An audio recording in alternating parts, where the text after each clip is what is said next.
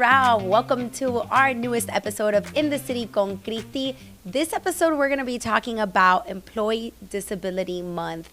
And my special guest is our County Commissioner, Raquel Regalado from District 7. It's a pleasure. Great to see you and great to say hello to all the residents of Doral. Likewise, thank you for coming. We're so happy to have you. This is a topic that I wanted to discuss with you amongst many topics that we can talk about because, I mean, you have an array of information and knowledge about many things that our residents, I know, would be very interested in hearing. But it's Employee Disability Month, and I know that you have been a champion for this. You have 2 children also with disability, which we'll talk about. And, you were on the Miami-Dade County School Board, which is your first time being in elected office. So we share that in common. Yes. And so I want to share with our residents a little bit about not just yourself, what you've championed, but how here in Doral we can, we're a fairly new city, celebrating 20 years this year, how we can really incorporate some of these opportunities and initiatives that you've brought to our county and to your district here in the city of Doral, where I've taken it upon myself to really try and champion and push initiatives that lift up our community, our special needs community. I think that here in Doral we have such an involved citizenship and residents that love to be involved in our city, and we want to be able to bring more programs for them. So I thought, what a great opportunity to be able to chat with someone who has a lot of experience in this and has just done great things in our community. So thank you. Welcome. Thank you. Well, first of all, I think we have to focus on 2 aspects of disability employment. Most parents and most caregivers, when they have a child with a disability, mine are 2 children in the spectrum. My kids are now 18 and 20, respectively. So most people, when they think about my children, they remember my children being little at the school board because I ran for office when Isabella went into kindergarten and was diagnosed with autism. So, when we talk about children in the spectrum, we focus on education and on the school board. And when I left the school board, a lot of advocates were like, why are you leaving? There's so much to be done here. And there's always more to be done on the school side. But as you know, at 22, the world ends. They go off a cliff. Yeah, yes. So, first of all, we're educating parents on preparing for employment. Yes. A lot of parents of children with disabilities, not just autism, but all neurodiversity, early on, you get the diagnosis, you focus on trying to make them as neurotypical as possible. So it's the fight against neurodiversity, right? You try to make your kid less autistic. You try to make your kid have less ADHD. Then around 10 or 11, you start having issues with other children. They start feeling different. My daughter, at that age, she would cry and ask me to be normal. And you, as a parent, you feel so bad because you're like, have I been telling this child that there's something wrong with them? Because you've been pushing all this therapy, pushing all these changes, trying to get them to acclimate. So there's a shift around 10 or 11. And around that time, you also realize that they're going to live in a world without you. So you have to raise them to be as independent as possible because neurodiverse people live into their 80s, 90s. We have neurodiverse adults, in assisted living. Unlike Downs and other things, they don't die young. And even Downs are living much longer. So, that reality is a hard one for parents and kind of getting them on track for independence and talking about vocational programming. And then there's a point around 14 or 15 where you start noticing that they want to be with people like them. When you were a teenager, you wanted to be with people like you, right? So it's hard for us to understand because we're always pushing them towards neurotypical people. But around 14, they start wanting to find their own tribe, right? And you have to give them activities where they're with other neurotypical people, and you start seeing them flourish, and become young adults. Neurodiversity for the most part is a developmental delay. So my daughter just turned 20. For her birthday, I still bought her toys. So developmentally, she physically she's 20, but developmentally she's more like 12, right? My son, who's 18, looks 23, right? Because like most autistic boys are very tall, they're very big, they have a tendency to always be, bigger than Above their average, peers. yeah. He was always in the 110 percentile of growth. He's 18, developmentally more like 15, right? So there's like a gap there that you start to notice, and you kind of, move them in that direction. But I started training Isabella for employment at 10. Wow. And when I did it, people were like, what are you talking about? Employment? I was like, yes, she needs to understand the concept of work. Right. So, you have to start early with the concept of work. Isabella started bagging groceries. She's at Easter Seals, which is a culinary program. She works 4 hours a day. Sebastian, has a different, it's a milder neurodiversity. So he actually understood the concept of work a little bit better than Isabella. It didn't take him as long. But at the school board, I realized that if I was going to have them be successful at 22, there were things that I needed to start doing at 10, 11, and 12, because it would just take them so much time to figure it out and for us to acclimate them to a new normal. So I started with transportation and really trying to find what they liked. Sebas liked computer science, so that's a wonderful thing because it's an area where there's a lot of neurodiverse people, and we were able, to do some programming now at Kendall campus that I'll tell you about that I'm very excited about. But, so that's one side of it, is kind of finding what they like and figuring out what works for them and finding them activities where they have peers, where they understand community. After the pandemic, we have so many neurodiverse people who have become, introverts and don't want to leave home and, want to do homeschooling. And it's easier for parents. And I understand. I understand it's easier to keep them at home. But it's so important for them to be part of a community. Yeah. Neurodiverse people, autistic people in general, are socially challenged. They're not antisocial. There's a difference. And even if they appear to not be participating in what's going on, they're listening and they want to be around other people. They want to belong. They want to be part of community. They want to be adults. They understand the concept of adulthood. My children have each other, and even, having each other is challenging. But even though they're both in the autism spectrum, but for children who have neurotypical peers, they compare themselves. So if you have an older sibling that has autism, and then the younger one graduates, goes to college, gets married, has a kid, the one that's not neurotypical is staying behind, like, well, wait a second. Right. Why am I not doing those things? Like, why don't I get to go out with my friends? Why don't I get to drive? Why don't I get, like, independence? So, we're now focusing on the adult piece. And that's why I went to the county to do this work. And I want to thank my fellow commissioners. Everyone has been so supportive. We started with something very important, which was training.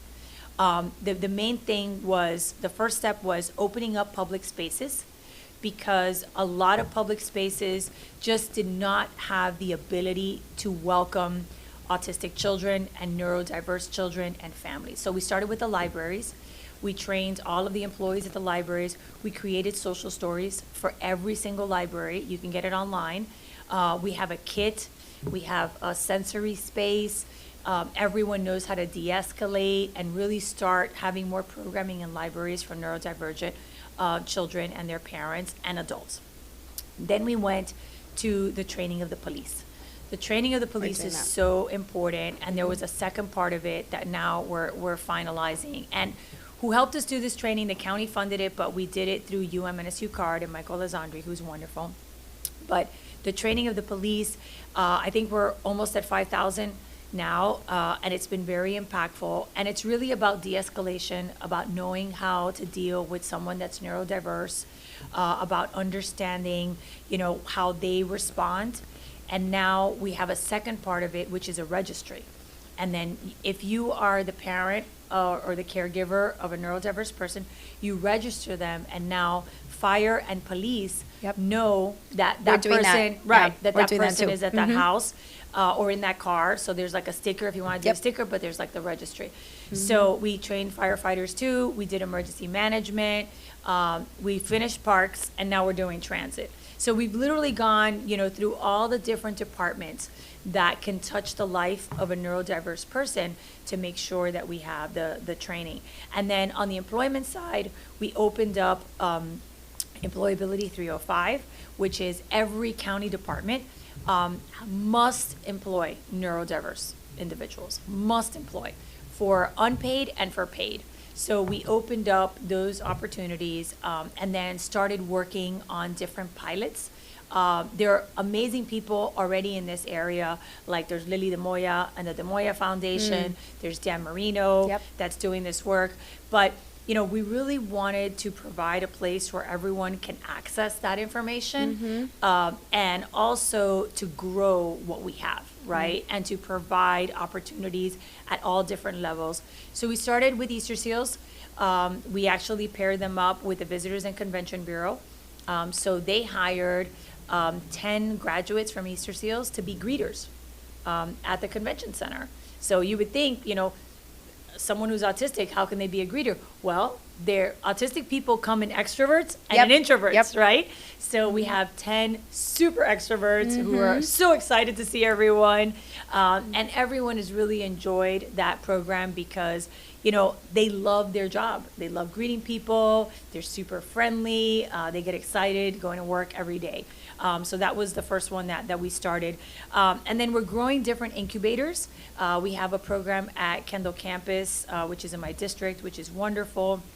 And this is a pilot that takes kind of the ed piece that I love and adds a neurodiversity and really focuses on community. It's stackable credentials in data analytics with the support of Miami-Dade Access. It's a cohort of 15, so they move together.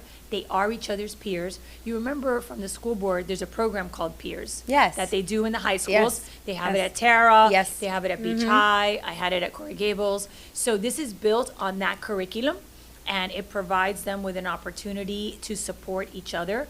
So they have note takers in the class, and they have paraprofessionals that are there to help. They have tutoring, but they are a cohort. So they move together for a year and a half. They're going to have an internship together, and they will be employed together. That's awesome. So I believe that, because we have coaches, and coaches are involved in this, but I think beyond coaches, if they have each other, right? That community. They can support each other, and they can stay, in these jobs. Yeah. And the parents have been amazing. Which is the other part, getting the parents to kind of let go, right, and understand employment. So we're working on a lot, and this month we're highlighting all these programs, all the different groups that are doing this work, and the actual employees, and they're talking about why they love their jobs, how their jobs are important, and how we want more jobs. That's incredible. And a lot of these programs that you're talking about, so we've started to incorporate in Doral. And one of the things you said, which to me, it was always very special to see, is that community that they built. So I've been in elected office almost 12 years now. And the same group that I met in like our Special Olympics, programs have been together and have grown up together all these years, and the families are so close, and they're their community. They're each other's best friends, and we've seen them grow up. Some of them are working here actually, because I brought a program to create employment opportunities within the city when I was a councilwoman, and we've been able to maintain that. It stopped during COVID, and then when I came back, I brought it back again. We brought them back to work because a lot of parents were like, well, COVID's been over now for 2 years and they haven't brought them back, or a year. And I was like, well, we're going to bring them back. And so that's what we started to do again. And we have them here in our parks department. They work with our seniors, which is beautiful to watch them work with the seniors. And so I'm really excited to see some of these programs. I have two really important questions that I get asked all the time. One, you are now extremely educated on all of this, important information and resources that exist, and now have become a champion to implement and create programming for these families. But you weren't always that informed as to what's available.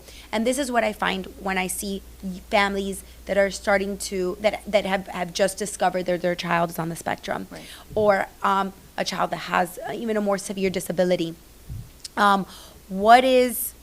how do they find this? Where do they go? How do we inform? Because they turn sometimes to us, and they'll be like, "Well, I don't know where to get information. Where do I start? How do I help?" And I am not as fully informed and educated on the topics either. So this is why I believe that this space is so great for these families to be able to learn how do they start? Where to start? Yeah, where to start. So the great news is we're in such a better place, right? So when my daughter got her diagnosis, 15 years ago, there wasn't a lot of places to go, right? So we've been, kind of creating the places to go. If you got the diagnosis when they're young, because there are people who are now getting their diagnosis late. There's a lot of women, for example, that are being diagnosed with autism in their 20s and their 30s, because when my daughter, when I first took my daughter to early steps, they were like, oh, women don't have autism unless they have epilepsy. So there's different places where people get diagnosed. There's people who are being diagnosed as adults. But if you're getting diagnosed as a child, your first step is UMNSU card, register with UMNSU card. They're going to be able to give you a caseworker, and you're going to get an email, a weekly email with all the different activities, right? Which is like a starting point. So you'll understand like kind of what's going on. Also, call Parent to Parent. Parent to Parent is a wonderful resource. I had them here. Parent to Parent is wonderful. This is all they do, right? So these are the folks that can help you with your IEP, that can help you navigate kind of your choices. But you need to do both, because you need to figure out what activities, are available. And then, you also need Parent to Parent. Then we have all these support groups now. You need to attend the support groups, and you need to come up with a group of autism friends, right? So I always tell people, like, I have my neurotypical friends, and I have the parents of, kids that are in the spectrum. Because unfortunately, those two worlds, are very, very different, right? Those two worlds are very, very different. And what I recommend is try to find someone that is 5 years ahead of you and 10 years ahead of you, because you're going to need perspective, right? Because, that's so great. Such great advice. When they're 5, like, the world's ending. I tell people from 4 to 8, it's so hard. It's so hard. But then there's like a break, it goes changing. And if you have someone who can give you ideas and who can tell you their stories. So almost even like match families that can mentor each other. You need to mentor within those groups. And we do, like, we do that. And we have groups, and now we're setting up these groups. There's people on Instagram that are wonderful, that have these organizations. And we do it for parents. We do it for moms, for dads, and now we're doing it for grandparents. Yeah. And we have sibling programming too. So it's really important for everyone to have someone they can go and they can talk to. And you need to talk about autism. This is a huge issue, because I have a lot of children that I'm trying to help now who are 25 and 26, and they don't want to admit that they're autistic. Autism was a word that was not mentioned in their household. There's people who still have this stigma, and it's very hard to get them to socialize if they don't understand who they are and what autism is. So my son started at Miami-Dade College, and his first day of school, he wore a T-shirt that said, "We can't all be neurotypical." I'm not saying that everyone has to be as proud at being autistic as my kids, but it's so important for them to know who they are, what autism is. They are becoming their own advocates. They can follow advocates on social media. Haley, who's an attorney, is one that is doing a podcast.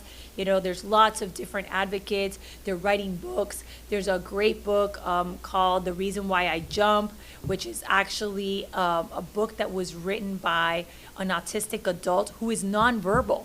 Wow. And he actually wrote it like on a computer and explains what it's like to be nonverbal. There's another great book called Whatever Your Autistic Daughter Wants Her Parents to Know, which is the perspective of an autistic girl and how different it is, because autism is a disease that for many years was really focused on boys. There's lots of research on the importance of sports and how they can help, specifically with ADHD. We're blessed here in Miami-Dade County. If you have a child, or if you love someone that has ADHD, the number one expert in the United States is Dr. Pelham at FIU. He has a summer camp that is amazing. He's been doing research for 35 years.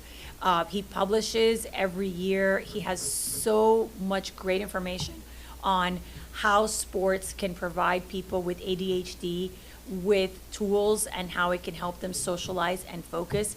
And he can speak to parents. He has a group that works with him at FIU as to how to help them, how to make them successful, what careers work for people who have ADHD. I love that. I didn't know that. So, and the same with great dyslexia. We have a lot of dyslexia resources. There's a lot of children that are not even tested for dyslexia. And we actually have a high incidence of dyslexia as part of neurodiversity. I was diagnosed with brother- dyslexia, and My older brother was dyslexic. therapy from when I was in 3rd grade.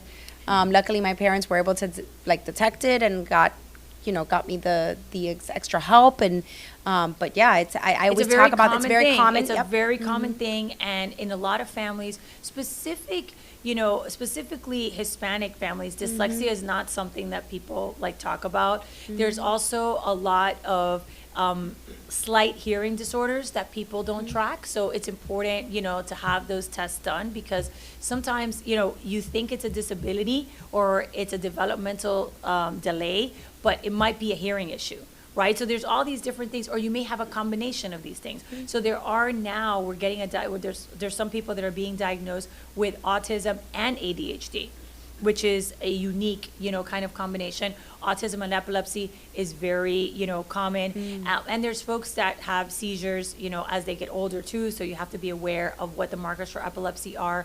And then there's also, a broader conversation about, families and how we talk about these things, and how we explain autism to our family members.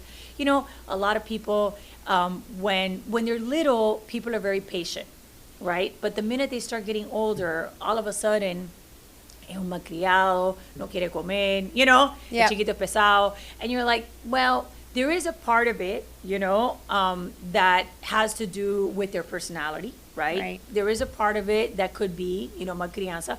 Autistic people manipulate. It happens all the time. They are not, don't think that because, they have a developmental disease. My daughter used to practice Very crying smart. in front of the mirror, so, Oh my God. it's serious, it's serious they're- sometimes. Yeah. They have their But intelligence, they're too. very Yeah, intelligent, intelligent. and they have unique abilities, right? And what we have to do as parents is find those abilities and lean into those abilities. The arts is one. We have a great program in Miami-Dade County called All Kids Included, which is wonderful, and it's a great art program for children and adults in the spectrum and with disabilities. It's offered at several libraries and several parks.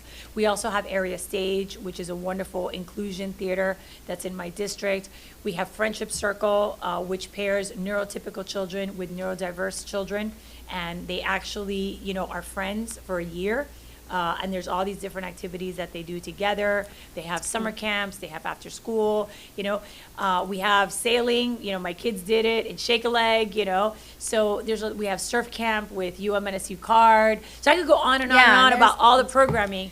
But, parents just have to get connected. Right. That's what we're trying to do, is trying to make that connection, provide those resources. We have a special needs advisory committee now at the city too, that is being very active, creating programming, giving suggestions, kind of allowing that space. Right, and that's wonderful. I have one in Coral Gables, and we're actually starting one in Key Biscayne, in Pinecrest, and in South Miami. Awesome. Because you need a disability committee in order to set goals. Right. If not, it's all very random. Right. And it's parent-driven. And that's what we started. So as soon as I put the committee together, when I became mayor, and I sat with them, I said, I want to create specific goals. That was exactly what we talked about. And the first goal was we wanted a summer camp this year, and then spring camp, and that was done immediately. And so there's a lot of things that we're trying to accomplish from that group.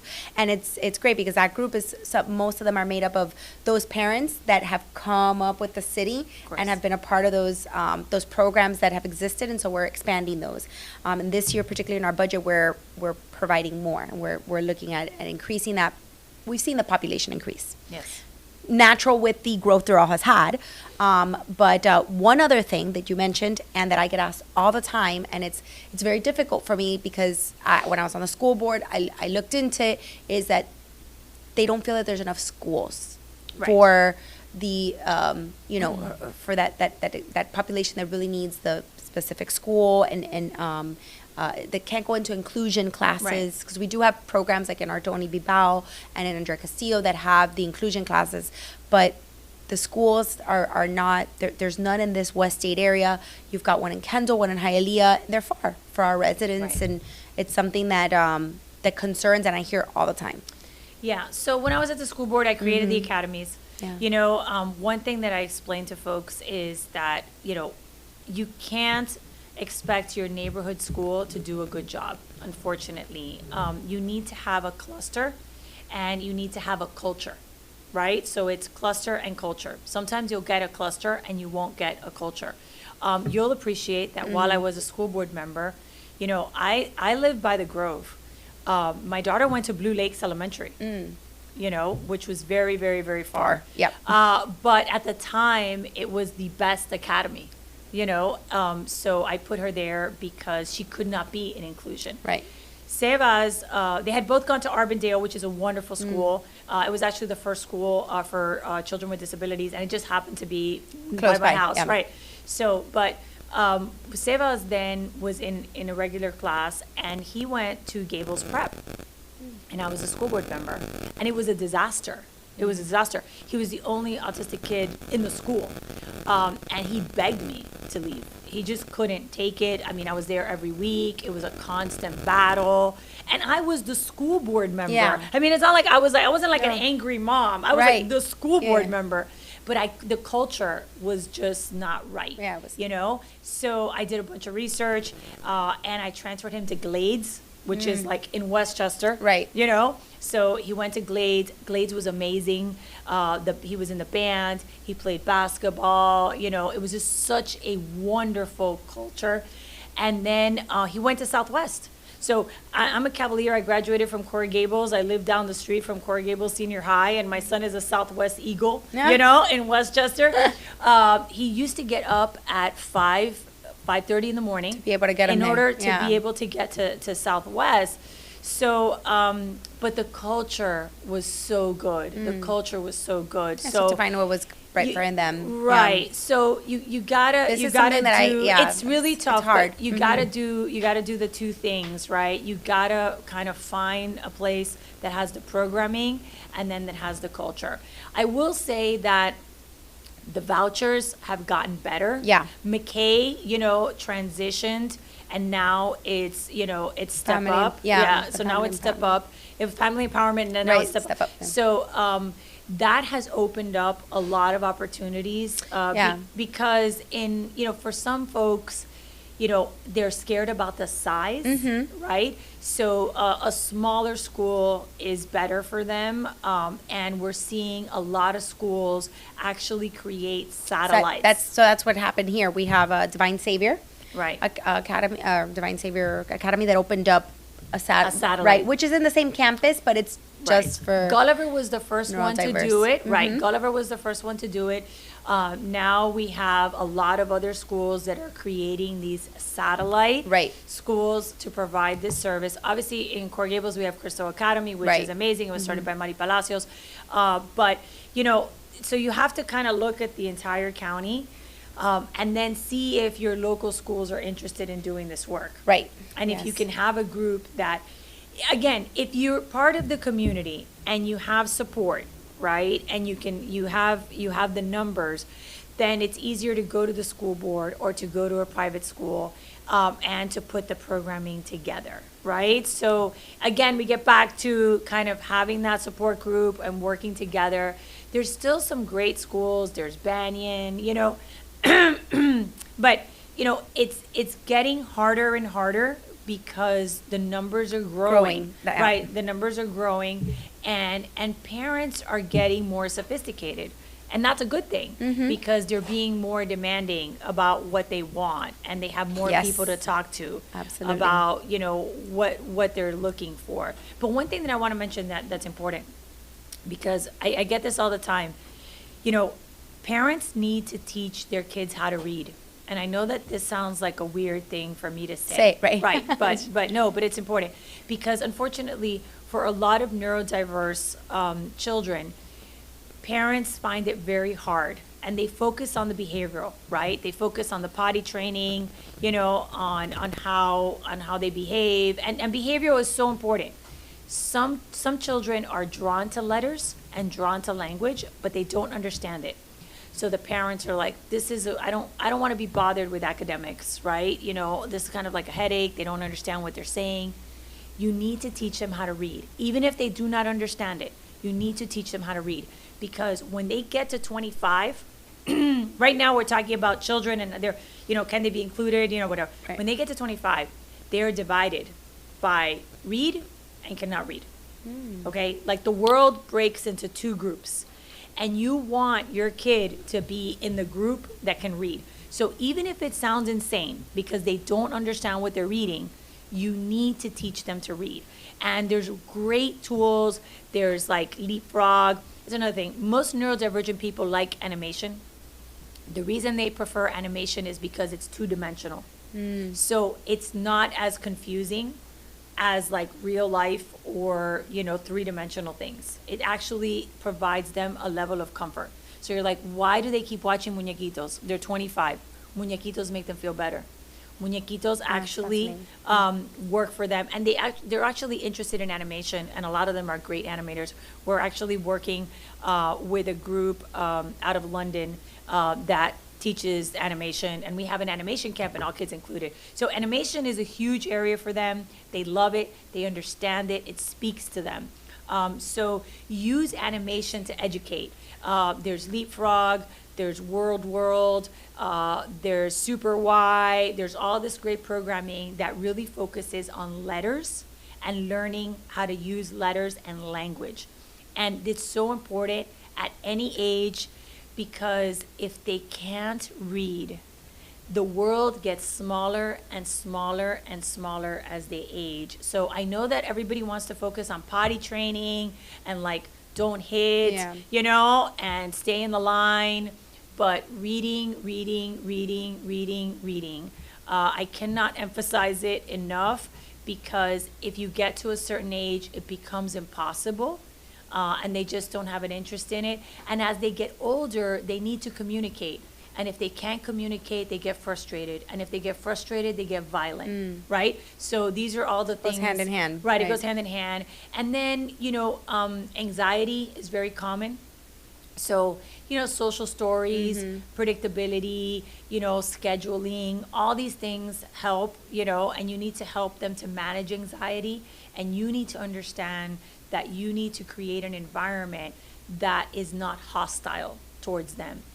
The world that we live in is hostile towards neurodivergent people. This is a world that's constantly throwing things at them. It's a world that doesn't make sense. So at home and at school, you need to create a space that is pleasant for them. It may not be pleasant for you. Right.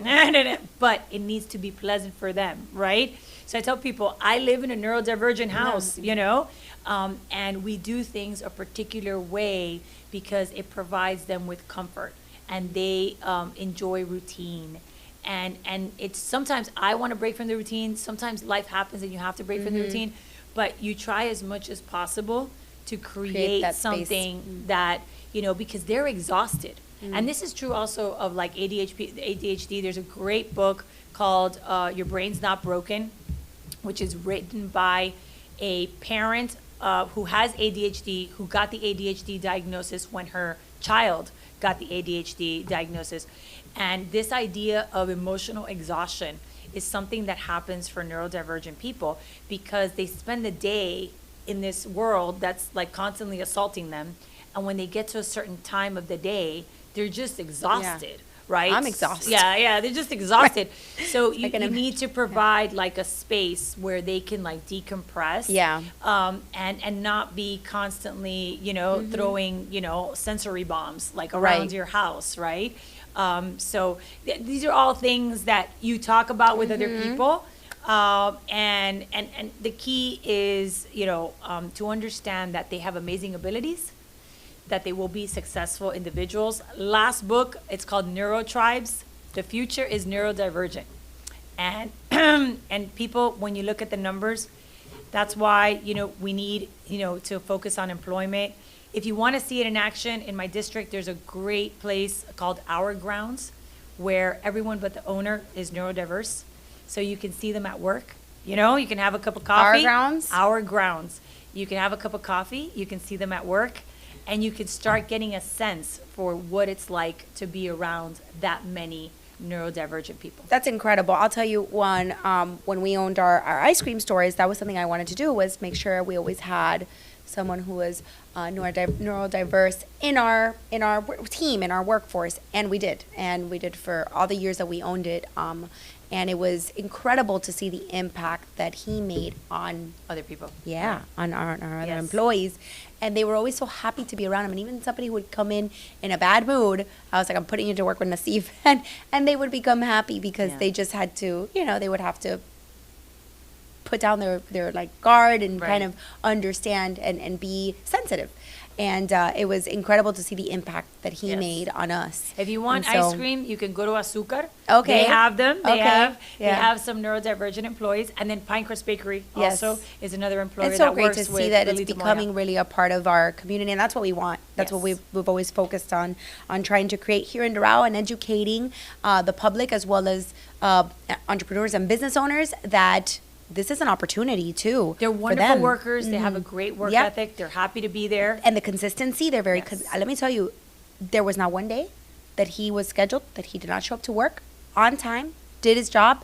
It's that routine and consistency that's so comfortable to them that for an employer is really refreshing at times. So we're always trying to educate and create that campaign for them to understand that this is something that we want to encourage in our Right. community. And the routine that most employees do not like, they enjoy. Absolutely. So it works out. Yeah, It works out. absolutely. Well, I think this has been absolutely incredible. As we wrap up, share with us, is there any upcoming events or initiatives that people should know about that can participate in? So follow me on social media. Our Instagram is Commissioner Regalado. This is a huge month for us. Like I said, we're going to be highlighting all the different places that do this work. We're providing a space where parents can get more of this information. We've been able to create all this programming, and this month we're launching new programming and new incubators. So we're really excited about it. We're going to expand it and start providing parents with planning for this starting at 10. Awesome. So, we're also working with the school district. We're helping with Project Victory. We're helping them with their vocational programming. Awesome. So it's going to go all the way Full around. circle. Yes. Yep. And we're extending the programming at Miami-Dade Oh College. yeah, you were saying there was something at Kendall At Kendall campus. campus, Yeah. right. So that pilot has been wonderful. You can read all about it. You can see the kids. You can meet the families. And then we're expanding it to the other campuses. So we're really excited. Incredible. So here at West Campus, we'll see it too. Coming soon. Awesome. Coming That's soon. great. Well, this has been incredible. I am so pleased that you were able to join us on In the City con Cristi. This is really a space for our community. And even though Commissioner Regalado is not our commissioner, it is so important because there's so many great things happening in our county that impact Doral as well too. And so we are just ecstatic that you were able to be with us. This is a space for people to learn and get to know all the incredible people that live, work, learn and play in the city of Doral. And so you're one of those that gets to come play in the Yes. city of Doral. And so we're really, really happy that you were able to share all this incredible information for us during Employee Disability Month. And we look forward to having you again soon. I know that there's so much more we can tap into. Yes. And we will have the opportunity to do that. But we thank you once again for joining us and for sharing all this great information with our community of Doral. If there's anything else you'd like to share with those who are watching, I know you gave them where they could follow you. Yes. Just, I know a lot happens in October, and, it's really important to think about employment, to think about supporting, to focus on abilities, and to envision a world in which adults with disabilities can work. And this is what I always tell folks, 50 years ago, women didn't work. Can you imagine a workforce without women? No.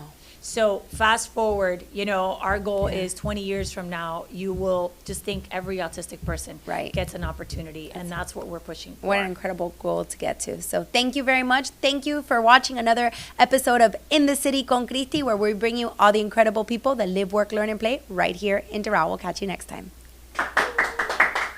Yay. Good stuff. Thank you so much. No.